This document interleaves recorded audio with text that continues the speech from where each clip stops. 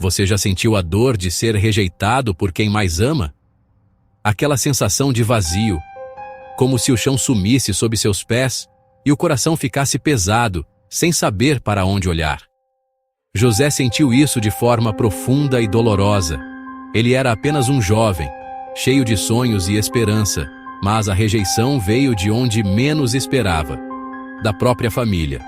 José era o filho favorito de Jacó, seu pai.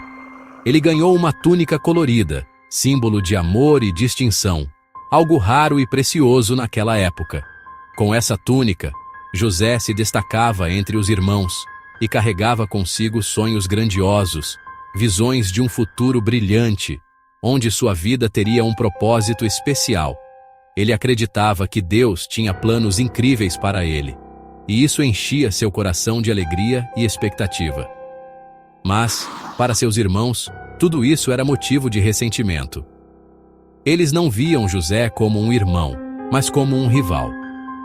O ciúme cresceu silenciosamente, transformando-se em ódio. Cada palavra, cada gesto de carinho do pai para José era como uma ferida aberta para eles. O ambiente em casa ficou pesado, cheio de olhares duros e palavras não ditas. Até que, em um dia comum, o ciúme se tornou ação. Os irmãos de José, dominados pela inveja, decidiram se livrar dele. Eles o agarraram, arrancaram sua túnica colorida, símbolo de tudo o que ele representava, e o jogaram num poço escuro e profundo. Naquele momento, José perdeu tudo: a segurança do lar, a confiança nos irmãos, a inocência da juventude. Foi traído por quem mais deveria protegê-lo. A escuridão do poço era mais do que ausência de luz. Era o reflexo da dor da rejeição, do abandono e da solidão. Ali, no fundo, José sentiu o peso do desprezo, mas também o início de uma nova história, porque mesmo no poço mais escuro, Deus ainda estava escrevendo um propósito para sua vida. No fundo do poço, José sentiu o peso da traição. Enquanto ele clamava, seus irmãos friamente almoçavam. Quando viram uma caravana, decidiram vendê-lo como escravo por 20 moedas de prata. Para Jacó, mostraram a túnica ensanguentada e mentiram sobre sua morte. José perdeu tudo, menos uma coisa: a presença de Deus, que ainda brilhava em meio à escuridão. Mesmo rejeitado, ele não estava sozinho. Arrancado de casa, José foi vendido no Egito, um adolescente estrangeiro e escravo. Mas a Bíblia diz: o Senhor estava com José. Mesmo na casa de Potifar, Deus o fazia prosperar. José trabalhou com excelência, ganhou confiança e trouxe bênçãos até para seus opressores. Cada desafio era uma lição: humildade, liderança, resiliência. Deus não desperdiça dor. Ele transforma sofrimento em preparação. Quando tudo parecia melhorar, veio a injustiça. A esposa de Potifar tentou seduzir José. Ele resistiu, mas foi falsamente acusado e lançado na prisão. Mais uma vez, José perdeu tudo por fazer o certo. Mas Deus estava com ele até ali, e logo o carcereiro percebeu seu valor. José foi colocado no comando dos prisioneiros. Mesmo na prisão, sua fé e caráter o destacavam. Na prisão, José interpretou os sonhos do copeiro e do padeiro do faraó. O copeiro foi restaurado, mas esqueceu de José. 2 anos se passaram em silêncio e espera. José poderia ter perdido a esperança, mas Deus não o esqueceu. O tempo de espera era preparação, não abandono. Deus estava movendo peças invisíveis para um propósito maior. O silêncio de Deus nunca é ausência, é trabalho nos bastidores. O faraó teve sonhos que ninguém conseguia interpretar. O copeiro lembrou de José, que foi chamado do cárcere ao trono. José interpretou os sonhos: 7 anos de fartura, seguidos de 7 de fome. Ele propôs um plano e, impressionado, o faraó o fez governador do Egito. Em um instante, o rejeitado se tornou o salvador de uma nação. Deus transforma destinos em um piscar de olhos. A fome devastadora que assolou toda a região forçou os irmãos de José a deixarem sua terra natal e buscarem socorro no Egito, um país estrangeiro onde ouviram que havia alimento em abundância.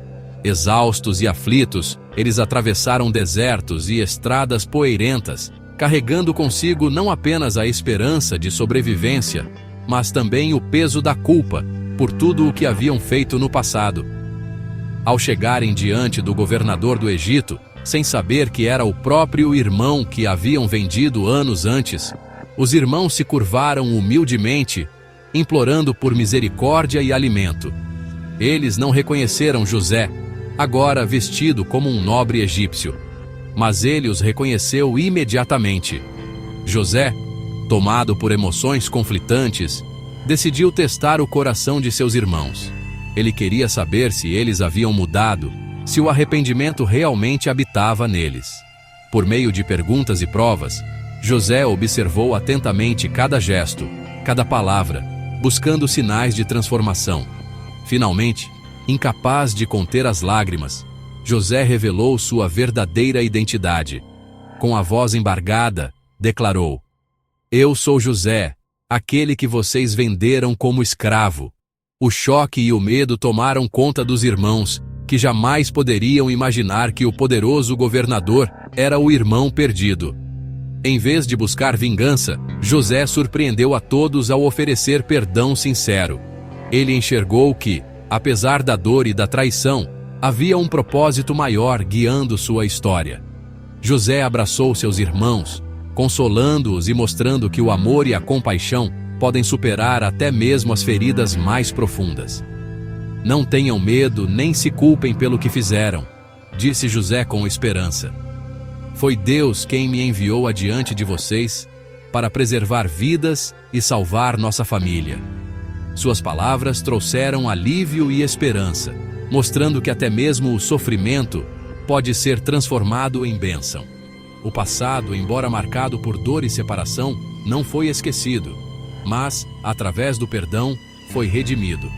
José e seus irmãos puderam finalmente se reconciliar, curando feridas antigas e reconstruindo laços familiares. O perdão de José não apenas restaurou sua família, mas também mudou o curso da história, mostrando que a verdadeira grandeza está em perdoar e transformar a dor em esperança para as gerações futuras. José declarou: "Vocês planejaram o mal, mas Deus transformou em bem. Cada sofrimento foi preparação, o poço, a escravidão, a prisão. Deus usou cada elo da corrente para cumprir seu propósito. Quando só vemos caos, Deus vê um mosaico de redenção. Sua dor não é em vão. É matéria-prima para algo maior. Confie. Deus está tecendo sua história, mesmo nos dias mais escuros." A jornada de José é um espelho para nós. Assim como ele, todos nós enfrentamos momentos em que a vida parece não fazer sentido, quando as circunstâncias parecem nos isolar e a esperança parece distante. José foi traído, vendido, esquecido, mas nunca deixou de confiar que Deus estava escrevendo algo maior. Sua história nos lembra que, mesmo quando tudo parece perdido, há um propósito sendo tecido nos bastidores. Talvez você esteja no poço, na prisão, ou esperando por respostas que parecem nunca chegar. Talvez você se sinta esquecido, preso em situações que fogem do seu controle, ou cansado de esperar por mudanças. Mas lembre-se, os maiores capítulos da vida de José começaram nos lugares mais improváveis. O silêncio de Deus não é ausência, mas preparação. Deus não se esqueceu de você. Ele vê cada lágrima, ouve cada oração silenciosa e conhece cada detalhe do seu coração. Nos momentos de solidão, Ele está mais perto do que você imagina, trabalhando em seu favor, mesmo quando você não percebe. Ele transforma rejeição em propósito, dor em força, espera em vitória. O que hoje parece ser o fim pode ser, na verdade, o início de algo extraordinário. Deus é especialista em reescrever histórias, em transformar lágrimas em testemunhos e derrotas em conquistas.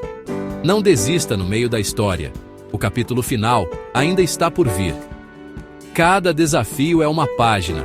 Cada superação é um novo parágrafo. O que você vive hoje faz parte de um enredo maior, escrito por um autor que só escreve finais de esperança. Confie no Deus que escreve redenção com cada detalhe da sua vida. Ele não desperdiça dor, não ignora sonhos e sempre cumpre suas promessas. Permita-se acreditar que o melhor ainda está por vir, mesmo quando não consegue enxergar o próximo passo. Sua história tem um propósito. Continue virando a página, pois Deus está escrevendo algo lindo e único através de você. Não pare agora. O melhor ainda está por ser revelado.